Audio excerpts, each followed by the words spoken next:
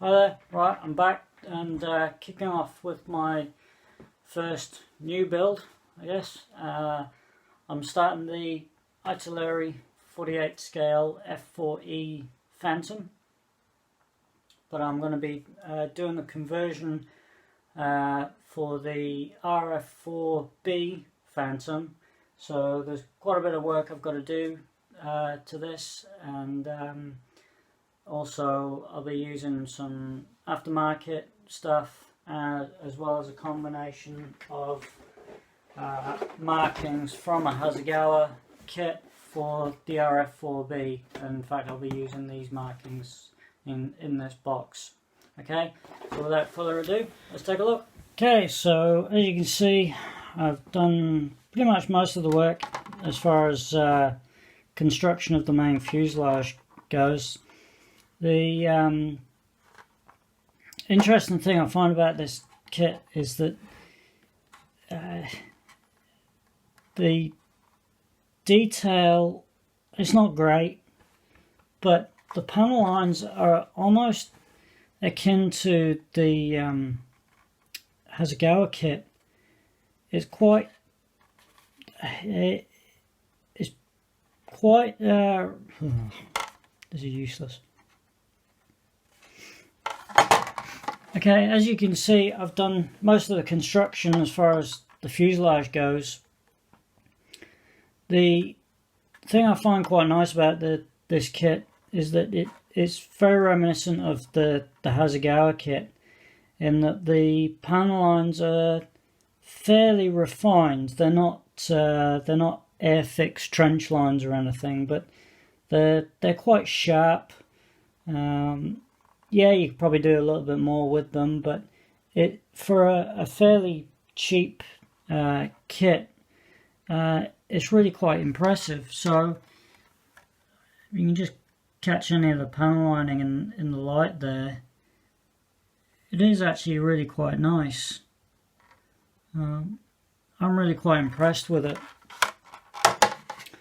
As you can see, also there's a big lump of resin on the nose there. And the reason for that is that I'm doing a conversion to the RF-4B reconnaissance package, and to do that I'm using a Paragon Design resin set, which is actually originally intended for the Hasegawa kit anyway, but surprisingly this fit almost perfectly. The main thing you have to do to this is you have to cut away the bottom half of the forward fuselage and cut away some of the underside here.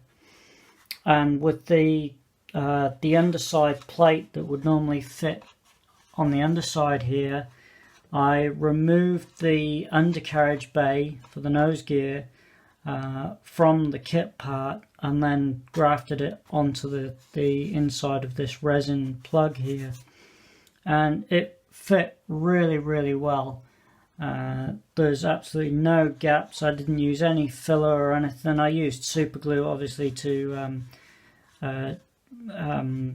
fix it to the inside of the resin here, but needed no filler at all on the inside there, just to get it in there. Then for the rest of it, it was just a case of super gluing it on and aligning it with the fuselage. It took a bit to do that actually, because ordinarily the cockpit tub would fit on top of the underside plate with the nose gear.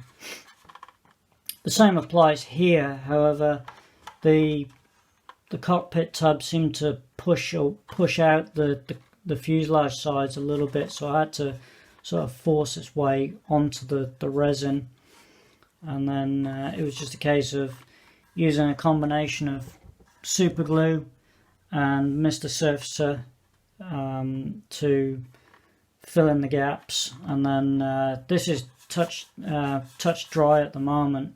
and then it will get sanded and filled back tomorrow once it's fully cured. So this is a three-part affair. You've got the plug under here, then the forward section with the photo reconnaissance cameras in the front, and then finally the nose cone on the front. So that's about it for that. The cockpit is fairly basic, nothing to shout about really. It has raised details which you can dry brush. I've done a little bit in there, but under a closed canopy there's not going to be a lot to see there. As far as the rest of the construction of the kit goes, the wing joint to the fuselage is perfect. It was a friction fit, just a dab of glue, some Tamiya extra thin down into the joint there, and it needs absolutely no cleanup at all. So really impressed with it. There's just some of the panel lining, if you can see that. It's actually really quite nice. As I say, it's not Hasegawa, but it's very close to it in my eyes. Yeah, it's quite nice. One of the things with the RF conversion pack is that on the RF Phantoms, their AIM-7 Sparrow launcher mounts had these fillet fairings installed on them because they actually weren't used. The RF Phantoms didn't carry the Sparrows, so they had these fillet fairings installed. Now the Italeri kit was originally released as the RF-4E kit, and then when they released the F4E kit, they retained some of the RF parts, not all of them, but some of them in the kit. So I was able to use the kit fillet fairings because the conversion set gives you these resin inserts, but because of the twist at the back here, the resin parts just don't fit. So thankfully I had those parts to in kit form. So I'm going to leave it there for now. So this is part one of this RF Phantom conversion. I'm going to leave you with some still photographs now, and I'll see you on the next one. Okay, thanks for watching. Bye now.